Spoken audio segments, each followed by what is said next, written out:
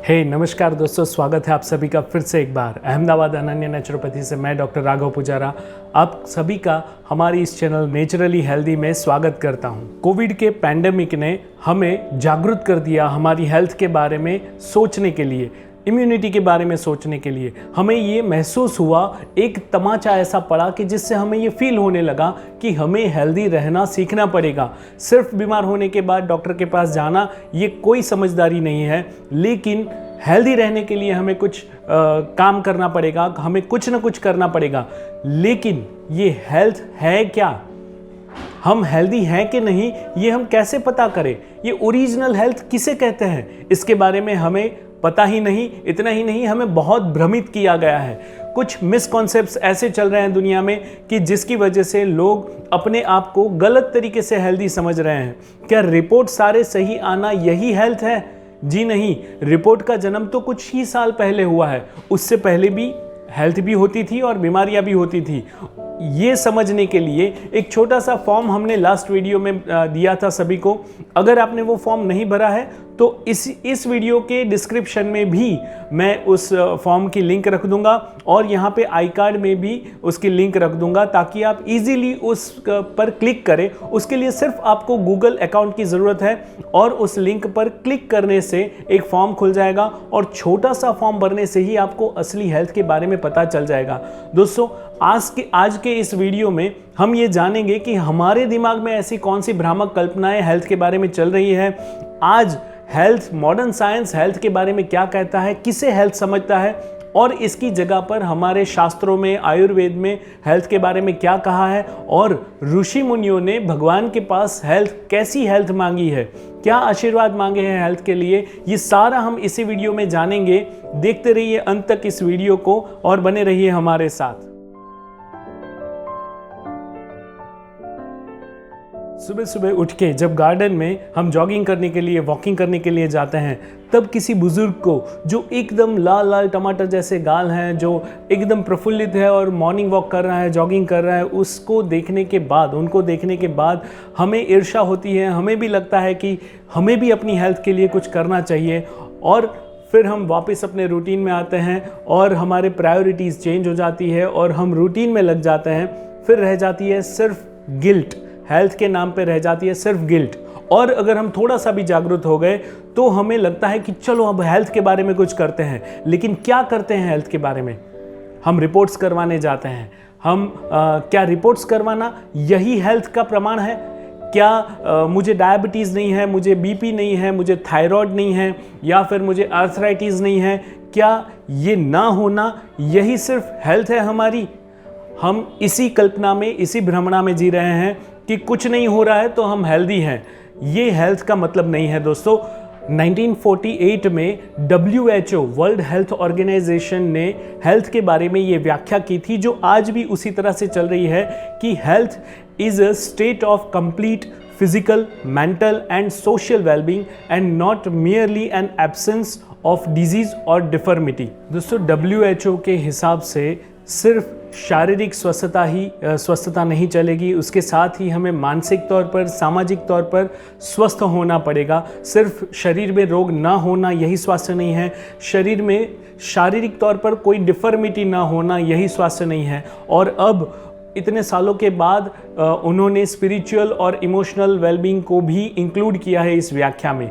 लेकिन ये इतना ही पूर्ण नहीं है और हमारे समाज में, जनरल समाज में तो कुछ और ही मान्यताएं चल रही है। वेलबींग का नामो निशान नहीं है। हमारे दिमाग में तो सिर्फ इतना ही चल रहा है कि बीमार पड़े तो डॉक्टर के पास जाओ। डॉक्टर की ज़रूरत क्या है? तो बीमारी आने के बाद उसके लिए दवा देना, यही बस हमारा हेल्थ है और उसी के लिए हमें काम करना चाहिए। ये कॉमन मैन अभी सोच रहा है, इसी तरह से वो चल रहा है। लेकिन हमारे शास्त्रों ने हेल्थ के बारे में बहुत ही बढ़िया कॉन्सेप्ट्स दिए हैं। अगर उसे समझ ले तो हमारी लाइफ कुछ और हो सकती है। आयुर्वेद में स्वास्थ्य के लिए ये कहा गया है कि समदोष समाग्निश्च समधातु मलक्रिय प्रसन्न आत्मेंद्रिय मनः स्वस्थ्य इत्यभिधीयते। यानी कि समदोष, हमारे दोष सम होने चाहिए। हमारे शरीर में 7 धातुएं हैं जिससे हमारा शरीर चलता है, वो सप्त धातु भी सम प्रमाण में होनी चाहिए। हमारे शरीर में कई सारे अग्नि बताए गए हैं आयुर्वेद में, वो अग्नि भी सम प्रमाण में होने चाहिए। और इतना ही नहीं, सारे दोष, सारे मल क्रियाएं जो हमारी है, शरीर का कचरा जो निकल रहा है, वो सारे कचरा निकालने की प्रक्रिया और सारा कचरा, ये सब समान प्रमाण में होना चाहिए। लेकिन इतने से ही हमारी हेल्थ नहीं बनती है। इतने से इतना अगर सम प्रमाण में हो वो भी एक बहुत बड़ी बात है, लेकिन सिर्फ इतना होना उससे हमारी हेल्थ नहीं गिनी जाती है। प्रसन्न आत्मेंद्रिय मनः स्वस्थ्य इत्यभिधीयते, यानी कि हमारी आत्मा और मन ये प्रसन्नता से भरे हुए होने चाहिए। हमारी प्रसन्नता इतनी होनी चाहिए कि हम प्रसन्नता से भरे हों, हम पूर्ण तरीके से प्रसन्न हो, आत्मा और मन दोनों तरीके से, और हमारी इंद्रियां भी प्रसन्न होनी चाहिए, तब जाके हम स्वस्थ कहलाए जाएंगे। तो इतना बढ़िया कॉन्सेप्ट इतने हायर लेवल पे हमारा शास्त्र हमें बताता है। इसको अगर सरल भाषा में किया जाए तो हम प्रसन्नता से उठने चाहिए, हमें नींद भी प्रसन्नता से आनी चाहिए, हम खाना खाते हैं वो भी प्रसन्नता से खाना खाने चाहिए, और पूरे दिन हमारे शरीर में चुस्ती, स्फूर्ति और तंदुरुस्ती रहनी चाहिए।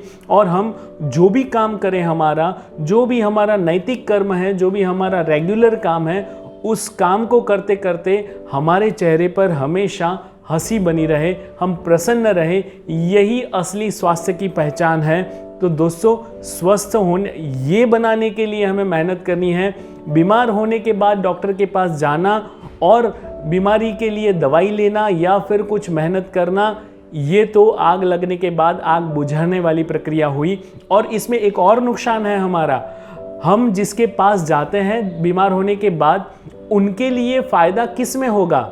आप बीमार रहे उसमें या आप स्वस्थ हो जाए उसमें? डेफिनेटली आप बीमार रहें, हम बीमार रहें, उसी में उनका फ़ायदा है। तो दोस्तों, हमें इसके बारे में भी सोचना होगा। कुछ एक्सरसाइज कर ली, कुछ आसन कर लिए, उससे पूरा नहीं होगा।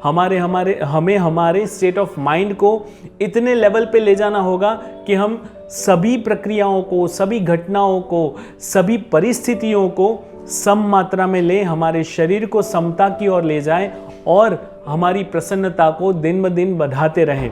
तो दोस्तों, आज के इस वीडियो में हमने स्वास्थ्य के बारे में जो जाना है वो बहुत ही ज़रूरी है, सबके लिए ज़रूरी है। मिसकॉन्सेप्ट को हमें हटाना होगा और ओरिजिनल स्वास्थ्य को हमें पहचानना होगा और उसके लिए मेहनत करनी होगी। तो आज मैं इस वीडियो का अंत एक प्रार्थना से करूंगा कि जिसमें सारी सृष्टि की स्वास्थ्य के बारे में कामना की गई है। आइए इस श्लोक को, इस मंत्र को मेरे साथ आप लोग भी दोहराइए।